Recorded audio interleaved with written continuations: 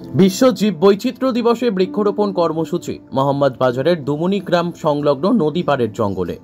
22 মে বিশ্ব জীব বৈচিত্র্য দিবস উপলক্ষে একাধিক কর্মসূচি পালিত হয় বিভিন্ন প্রান্তে। একইভাবে আজ উক্ত দিবসকে সামনে রেখে মোহাম্মদবাজার এলাকায় দুমুনি গ্রাম সংলগ্ন ময়ূরাক্ষী নদীর পাড়ের জঙ্গলে বৃক্ষরোপণ কর্মসূচি পালন করা হয়।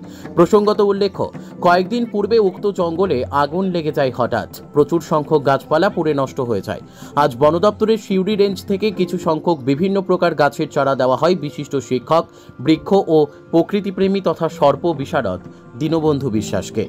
তিনি দুমুনি গ্রামের সকলকে সঙ্গে নিয়ে ওই পুড়ে যাওয়া বনভূমিতে গাছের চারাগুলো লাগানোর ব্যবস্থা করেন। তিনি নিজেও হাত লাগান। গ্রামের পুরুষ, মহিলা, শিশুদের এক্ষেত্রে উৎসাহ ছিল যথেষ্ট।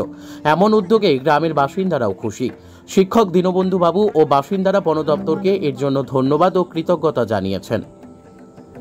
বীরভূম থেকে মোহাম্মদ শফিউল আলমের রিপোর্ট, এস নিউজ বাংলা।